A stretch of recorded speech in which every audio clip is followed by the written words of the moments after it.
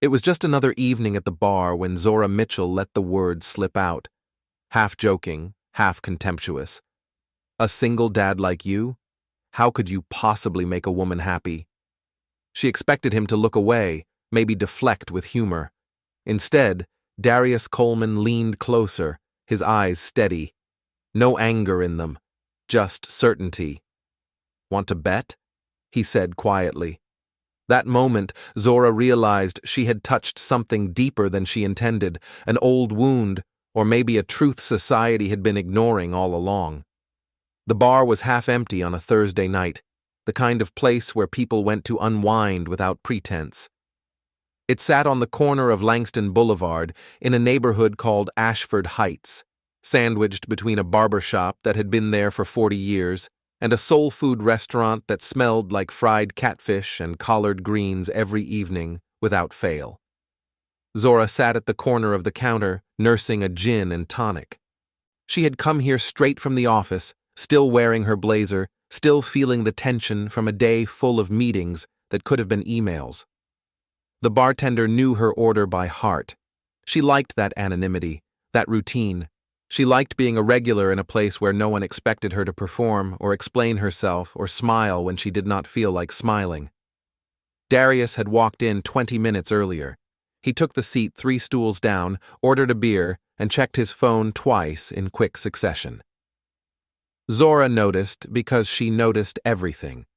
It was a habit she had developed over years of living alone and relying on her own instincts to navigate the world.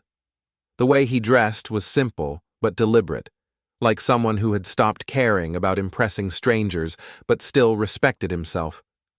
Dark jeans, a button down with the sleeves rolled up, no wedding ring. She caught that detail immediately.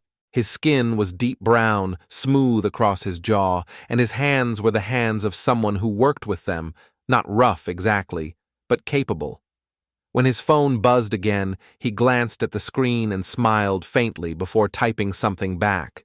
Zora had seen that look before. It was the smile of someone who had something waiting for them at home, not a woman, a responsibility, maybe a pet, maybe a kid. She did not plan to say anything, but the bartender, an older guy named Earl who talked too much and had opinions about everything from politics to proper seasoning, asked Darius how his son was doing. Darius said the boy was good, just got over a cold. Earl laughed and said something about how hard it must be doing it alone. Darius shrugged and said it was not that hard once you got used to it. That was when Zora looked over. She had been half listening, the way you do when someone else's conversation fills the silence. But now she was interested. Single dad. That explained the phone, the calm demeanor, the lack of desperation some men carried into bars like this. She had grown up watching her own mother navigate the world without a partner, had seen the exhaustion and the judgment and the quiet strength that came with it. But she had also seen the loneliness and the sacrifice, and somewhere along the way, she had decided that single parents were too complicated, too consumed by their own lives to have anything meaningful left over for someone else. She finished her drink and decided to leave. But something made her speak first. Maybe it was the gin. Maybe it was the week she had. Maybe it was the fact that she had dated 3 men in the past year, and all of them had been boys pretending to be grown. Men who talked about commitment, but flinched at the first sign of real responsibility. A single dad like you, Zora said, her voice carrying just enough to reach him. How could you possibly make a woman happy? She did not mean it cruelly. Or maybe she did. Either way, she expected him to ignore her or laugh it off. Instead, Darius turned his head slowly and looked at her. Not defensive, not offended, just steady. His eyes held hers without wavering, and there was something in them that she could not quite identify. Confidence, maybe, or something deeper than that. Want to bet? He said. The air between them shifted. Zora felt her pulse quicken, not from attraction, but from something closer to challenge. She had thrown a stone expecting to hear it splash. Instead, it landed solid. Darius stood and walked over, taking the seat beside her. He set his beer down and looked at her directly. His eyes were darker than she expected, patient in a way that unnerved her. There was no urgency in him, no need to prove himself, and that unsettled her more than arrogance ever could. "You think being a dad makes me less capable of that?" Darius asked. His tone was not angry. It was curious. Zora straightened in her seat. She was not going to back down just because he had decided to engage. "I think it makes you busy," she said. "Distracted. Probably tired all the time. And let's be honest, most women don't want to deal with someone else's kid." Darius nodded slowly, like he was considering her words with genuine interest. "That's fair," he said. "Some women don't. But that's not the same thing as me not being able to make someone happy." Zora tilted her head. She was waiting for him to defend himself, to list his qualities like men always did when their egos got bruised. But he did not. He just sat there, calm and unhurried, as if he had all the time in the world, even though she knew he did not. "You assume happiness is about availability?" Darius continued. "Like if I'm not free every night, if I have responsibilities, then I can't give enough. But that's not how it works." "Then how does it work?" Zora asked, more curious now than combative. Darius took a sip of his beer before answering. He seemed to be choosing his words carefully, not because he was unsure, but because he wanted them to matter. "Happiness isn't about how much time you give someone," he said. "It's about the quality of that time. It's about showing up when it counts. It's about not running when things get complicated." Zora felt something shift inside her, a discomfort she was not ready to name. She had built her life around independence, around not needing anyone, and men in her experience were either too clingy or too distant. There was no middle ground. She had watched her mother search for that middle ground her entire life and never find it, and Zora had decided early on that the safest option was to stop looking altogether. "Sounds like you've given this a lot of thought," she said, her voice softer now. Darius smiled faintly. "I've had to." Earl refilled Zora's glass without asking. She thanked him quietly and took a sip, buying herself a moment to think. She had started this conversation as a passing jab, a way to confirm what she already believed. But now she was in it, and Darius was not playing the role she expected. He was not defensive or wounded or eager to prove her wrong. He was just honest. And honesty, she was discovering, was harder to dismiss than bravado. "You have a son," Zora said. More statement than question. "Yeah. He's 7. His name is Micah. And his mom?" Darius's expression did not change, but something flickered behind his eyes. "Not in the picture. Hasn't been for 3 years." Zora nodded. She did not press. She knew what it was like to have parts of your story you did not want to explain to strangers in bars. She had her own chapters she kept closed, her own wounds she had learned to carry without showing them to the world. "So you do it all yourself," she said. "I do what needs to be done," Darius replied. "Same as anyone." There was no self-pity in his voice, no bitterness, just fact. Zora found that more disarming than anything else he could have said. She leaned back slightly, studying him. He was not trying to impress her.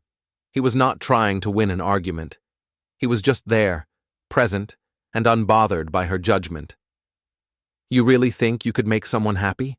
Zora said, this time without the edge. Darius met her gaze. "I know I could. The question is whether she'd let me." That stopped her, because he was right. Every man she had dated she had kept at arm's length. She told herself it was because they were not good enough, not mature enough, not ready for what she needed. But maybe it was because she was afraid of what would happen if they were. Maybe she was terrified of letting someone in and discovering that she was the one who was not ready. Zora looked down at her glass. The ice had started to melt, diluting the drink. She could leave now, pay her tab, walk out, forget this conversation ever happened. But she did not move. "Why didn't you just ignore me?" she asked quietly. Darius shrugged.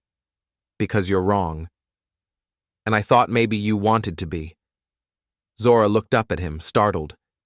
He was not smiling. He was not smug. He was just honest. She realized then that she had a choice. She could hold on to the belief that single dads were a compromise, a second-best option, or she could stay and see if the man sitting next to her was everything she had convinced herself did not exist. Darius finished his beer and set the bottle down. He pulled out his phone, glanced at it, then looked at her. I have to get home, he said. Micah's babysitter has class in the morning. Zora nodded. She expected him to leave it at that, but instead he reached into his wallet and pulled out a business card. He slid it across the bar to her. If you want to continue this conversation, Darius said, let me know. Then he stood, left a $20 bill on the counter, and walked out. The door closed behind him, and the bar felt emptier than it had before he arrived. Earl glanced over at Zora, but had the good sense not to comment. Zora sat there staring at the card. It had his name, a phone number, and nothing else. No job title, no fancy logo, just Darius Coleman and 10 digits. She picked it up and slipped it into her purse. She told herself she probably would not call, but she knew that was a lie. Zora waited 3 days before calling. She told herself it was because she was busy, which was true, but mostly she was testing something. She wanted to see if Darius would reach out first, if he would chase the way men usually did when they sensed interest. He did not, and that both frustrated and impressed her. On Sunday afternoon, she finally dialed the number on the card. It rang 4 times before he picked up. This is Darius, he said. Background noise filtered through, the sound of a kid laughing, something clattering in what sounded like a kitchen. It's Zora, she said. From the bar. There was a brief pause before he responded, and she could hear him moving to a quieter space. I remember, Darius said. Give me a second. She heard a door close and the noise faded. When he spoke again, his voice was clearer. Sorry about that. Micah's having a friend over. It gets loud. Zora felt a small twinge of something she did not want to name. Guilt, maybe. A realization. She had interrupted his Sunday with his son. I can call back another time, she offered. No, it's fine, Darius said. What's up? She had rehearsed this conversation in her head, but now that he was on the line, the words felt clumsy. I wanted to see if you were serious, Zora said, about continuing the conversation. Darius's tone softened. I don't say things I don't mean. Then let's get coffee, she said, more confident now. Tomorrow if you're free. There was a beat of silence and she thought maybe she had misread everything. But then he spoke. I can do tomorrow. 6:30 work for you? There's a place near where I live called Sable's, over on Westbrook Avenue. 6:30, Zora confirmed. He gave her the address, a cafe she had never heard of in a neighborhood she rarely visited. They said goodbye and she hung up, feeling something she had not felt in a long time. Anticipation. The cafe was small, tucked between a laundromat and a bookstore on a quiet stretch of Westbrook Avenue. Zora arrived 10 minutes early and ordered a latte while she waited. The place had exposed brick walls and mismatched furniture, the kind of spot that felt lived in and loved. A woman behind the counter with long locks and silver rings on every finger smiled at her warmly. Darius walked in exactly at 6:30, wearing jeans and a gray sweater. He looked more relaxed than he had at the bar, less guarded. He ordered black coffee and sat across from her. For a moment, neither of them spoke. Zora realized she had built this meeting up in her head, turned it into something bigger than it needed to be. Thanks for coming, Darius said, breaking the silence. Thanks for not standing me up, Zora replied, half joking. Darius smiled. That's not really my style. They talked for an hour. Zora asked him about his work. He was a project manager for a construction company over in Carver Park, managing timelines and crews. It was steady work, nothing glamorous, but he seemed content with it. He asked about her job. She worked in marketing at a firm downtown near Holloway Square, handling campaigns for mid-sized brands. She liked the creative side but hated the office politics, the performative meetings, the colleagues who smiled in your face and undercut you in emails. What surprised her was how easily the conversation flowed. Darius did not dominate the space, but he did not fade into the background either. He listened more than he talked, and when he did speak, his words carried weight. He asked follow-up questions that showed he was actually paying attention, not just waiting for his turn to talk. At some point, the conversation shifted to Micah. Darius did not bring him up to impress her or prove anything. He mentioned him the way anyone would mention something important in their life, naturally and without apology. "He's into dinosaurs right now," Darius said. "Last week he made me watch this documentary about velociraptors 3 times in a row." Zora smiled despite herself. "Sounds exhausting."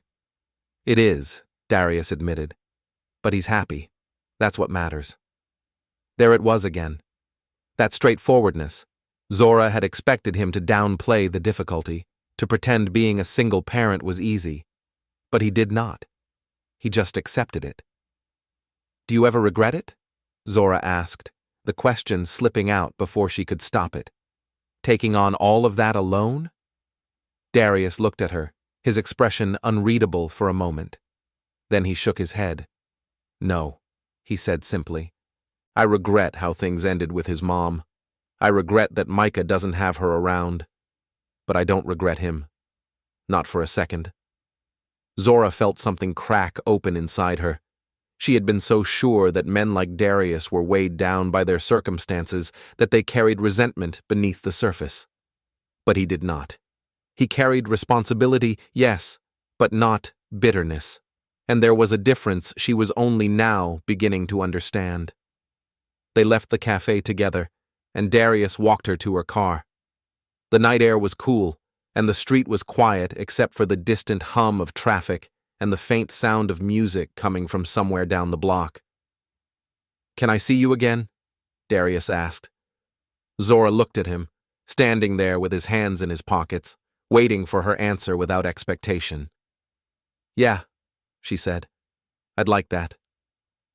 Over the next 2 weeks, they saw each other 4 more times, twice for coffee at Sable's, which was quickly becoming their spot. Once for dinner at a quiet Creole restaurant on Palmer Street, where the gumbo was better than the ambiance. And once Darius invited her to a park called Elm Grove, where he was taking Micah to play soccer. Zora almost said no to that one. Meeting the kid felt like crossing a line she was not ready for.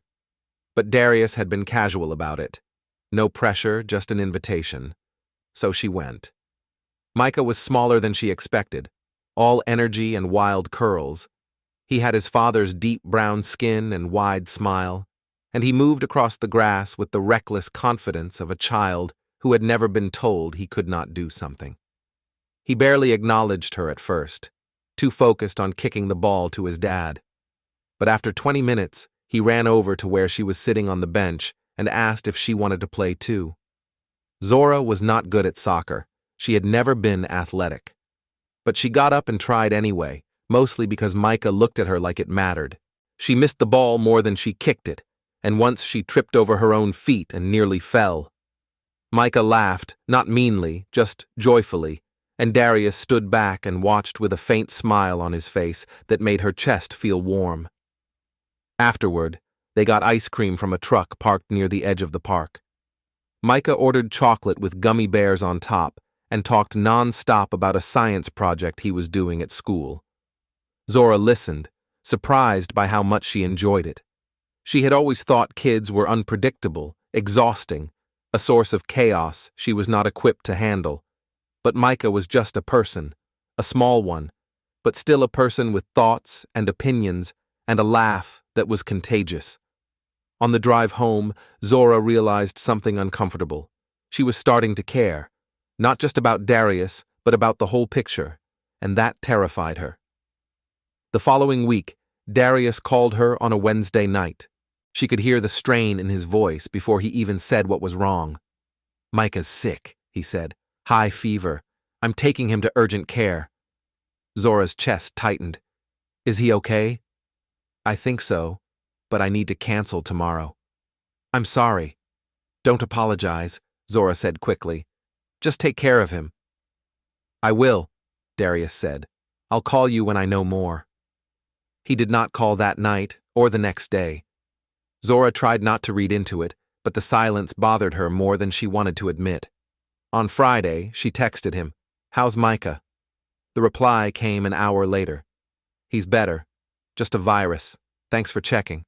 She waited for him to say more, to suggest rescheduling, but he did not, and that was when the doubt crept in. Zora had seen this before. Men who said they wanted something but could not follow through. Men who meant well, but were too consumed by their own lives to make room for anyone else. She told herself Darius was different, but maybe he was not. On Saturday, she ran into a friend at a coffee shop on Crawford Drive. Keisha was someone she had known since college at Dunbar University, the kind of friend who could read her moods without asking. They had been through everything together, breakups and breakthroughs, and the slow process of figuring out who they were as black women in a world that had opinions about that at every turn. "You look stressed," Keisha said, sliding into the seat across from her. Zora sighed. "I'm seeing someone. Sort of." Keisha raised an eyebrow. "Sort of?" "He's a single dad," Zora said, and the words felt heavier than they should have. Keisha's expression shifted, a mix of sympathy and caution. "Oh, that's complicated." "Why does everyone say that?" Zora asked, more defensive than she intended. "Because it is," Keisha said gently. "You're not just dating him, you're dating his whole life." Zora stared into her coffee. She wanted to argue, to say Keisha was wrong, but she could not. "He canceled on me this week," Zora said, "because his kid was sick." "And that bothered you," Keisha said. Not unkindly. Zora did not answer right away. Because yes, it had bothered her. Not because Micah was sick, but because she realized she would always come second. And she did not know if she could accept that. "I don't think I'm cut out for this," Zora admitted. Keisha reached across the table and squeezed her hand. "Then don't force it, but don't judge him for being a good dad either." That night, Darius texted her, "Can I see you tomorrow?" Zora stared at the message for a long time before responding, "Sure." They met at Elm Grove, the same park where they had been with Micah. This time it was just the two of them. Darius looked tired, like he had not slept much, but he smiled when he saw her.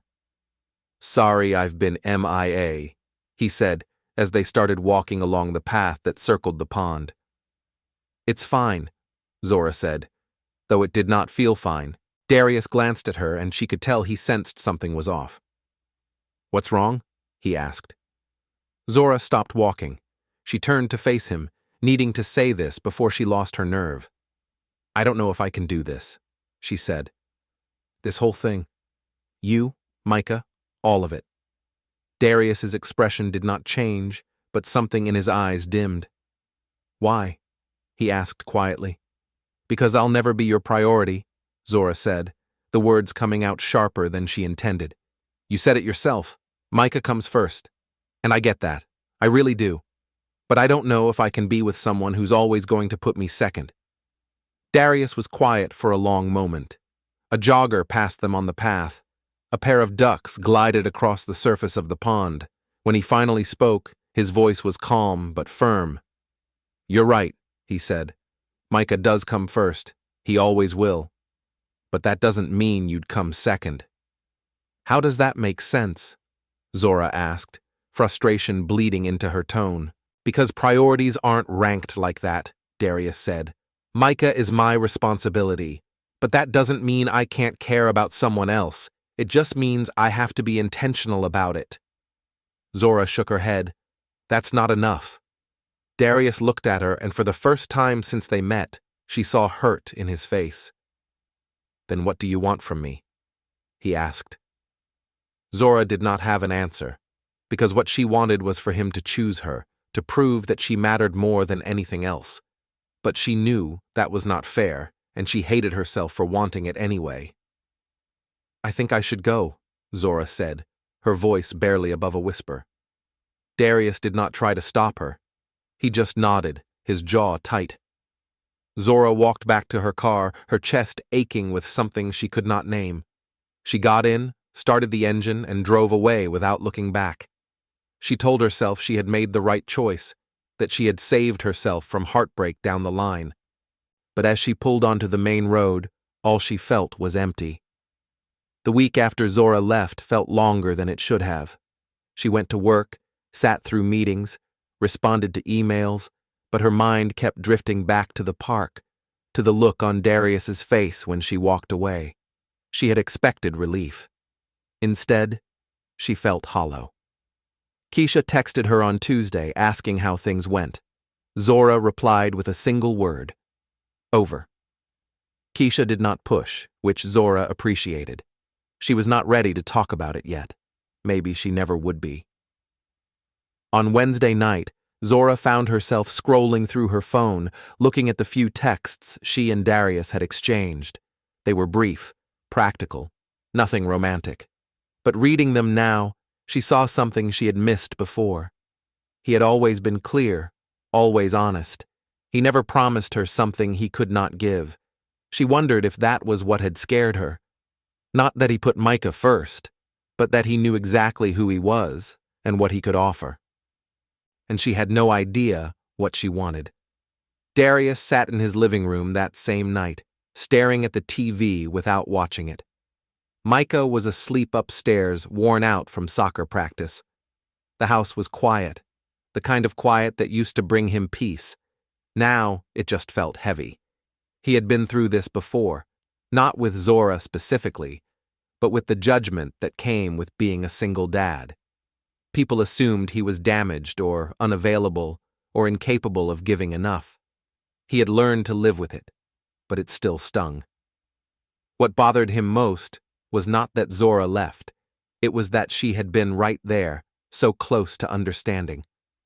And then she pulled back. He thought about texting her, but what would he say? He had already laid it all out. If she could not see it, words were not going to change that. On Thursday, Zora had lunch with a coworker, a woman named Tanya, who had been married for 12 years. They were not close, but Tanya had a way of cutting through nonsense that Zora found useful. They sat in the break room at work, the fluorescent lights humming overhead. "You look miserable," Tanya said, biting into her sandwich. Zora sighed. "I ended things with someone. Someone serious? I don't know. Maybe. He's a single dad." Tanya raised an eyebrow. "And that was a problem?" "I thought it would be," Zora admitted. "I thought I'd always come second." Tanya set her sandwich down and looked at Zora with an expression somewhere between amusement and pity. "You know what my husband does every Saturday morning?" Tanya asked. Zora shook her head. "He coaches our daughter's soccer team. He wakes up at 6, makes her breakfast, drives her across town, and spends 3 hours in the cold watching 8-year-olds kick a ball. And you know what I do?" "What?" "I sleep in, because he's taking care of her. And when he comes home, we have the rest of the day together. And he's a better husband because he's a good dad." Zora stared at her. The words settling into a space she had not known was empty. "Being a parent doesn't make you less capable of love," Tanya continued. "It makes you more intentional about it. The guys who have nothing tying them down, they can afford to be careless. But a man who has responsibilities and still shows up for you, that's someone who knows what commitment looks like." Zora felt something shift inside her, a realization she had been avoiding. She had been so focused on what Darius could not give her that she missed what he could. Stability, honesty, a love that was not built on impulse, but on choice. That night, Zora sat at her kitchen table with a glass of wine she did not drink. She thought about all the men she had dated before Darius, The ones who were charming but unreliable. The ones who said all the right things but disappeared when it mattered. She had told herself she wanted passion, excitement, but what she really wanted was someone who would not leave. And she had walked away from the only man who proved he knew how to stay. On Saturday morning, Zora drove to Elm Grove Park. She did not know if Darius would be there, but she remembered him saying he took Micah every weekend. She parked near the soccer field and walked until she saw them. Micah was running after the ball, his small legs moving faster than they should. Darius stood on the sideline, hands in his jacket pockets, watching with a quiet focus. When Micah scored, Darius clapped and called out encouragement. The boy turned and grinned, proud and breathless. Zora stood at a distance, not wanting to interrupt, but Darius must have sensed her presence because he turned his head and saw her. For a moment, neither of them moved. Then he said something to Micah and walked over. He stopped a few feet away, his expression guarded, but not cold. "Hey," he said. "Hey," Zora replied. They stood there in the cold morning air, the sound of kids shouting and parents cheering filling the space between them. "I was wrong," Zora said before she could lose her nerve. Darius did not respond right away. He just looked at her, waiting. "I thought you putting Micah first meant I didn't matter," Zora continued. "But that's not what you were saying. You were just being honest about what your life looks like. And I couldn't handle that because I've spent so long avoiding anything real." Darius's expression softened, but he did not make it easy for her. "So what changed?" he asked. "I realized I was looking for the wrong things," Zora said. "I wanted someone who would drop everything for me. But that's not love. That's ego." Darius crossed his arms, not defensively, just thoughtfully. "I can't promise you I'll always be available," he said. "I can't promise Micah won't get sick or need me at the worst possible time. But I can promise that if you're with me, you'll matter. Not in some vague, hypothetical way. In a real one." Zora felt her throat tighten. She nodded, not trusting herself to speak. "I don't need you to choose me over Micah," she said quietly. "I just need to know there's room for both." Darius held her gaze, and something passed between them, an understanding. "There is," he said. Micah ran over then, out of breath and covered in grass stains. "Dad, did you see that goal?" he asked, bouncing on his heels. Darius smiled down at him. "I did. That was a good one." Micah noticed Zora and tilted his head. "Hi. Hi," Zora said, crouching down to his level. "That was impressive." Micah beamed. Then he looked at his dad. "Can we get donuts after?" Darius glanced at Zora, a question in his eyes. She nodded. "Yeah," Darius said. "We can get donuts." They walked to the car together, the three of them. It was not perfect. It was not a fairy tale. But it felt right in a way Zora had not expected. At the donut shop on Gaines Street, Micah ordered chocolate with sprinkles and talked nonstop about the game. Darius listened, asking questions and laughing at the right moments. Zora watched them, realizing this was what she had been afraid of, not being left out, but being let in. When Micah went to the bathroom, Darius looked at her across the table. "You don't have to figure this all out right now," he said. "We can take it slow." Zora smiled, a real one this time. "I'd like that." Darius reached across the table and took her hand. His grip was steady, warm. She held on, and for the first time in a long time, she did not feel the need to let go. Later that afternoon, after they dropped Micah off at a friend's house for a play date, Darius and Zora sat in his car outside her apartment. The engine was off, and the silence between them was comfortable. "Remember what I said at the bar?" Darius asked. Zora turned to look at him.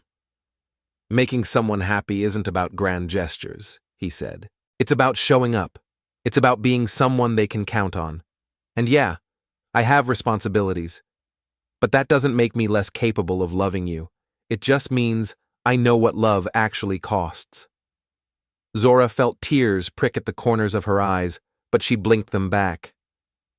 I'm sorry I didn't see that before, she said. Darius shook his head. You see it now. That's what matters. They sat there a little longer, neither of them in a hurry to leave.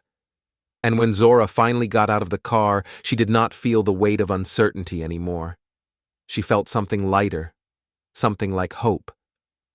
She had walked into that bar weeks ago with assumptions about single dads, about men with baggage, about what it meant to be someone's priority, and Darius had challenged all of it, not with arguments, but with presence. She did not know where this would go, but she knew she wanted to find out. And that was enough.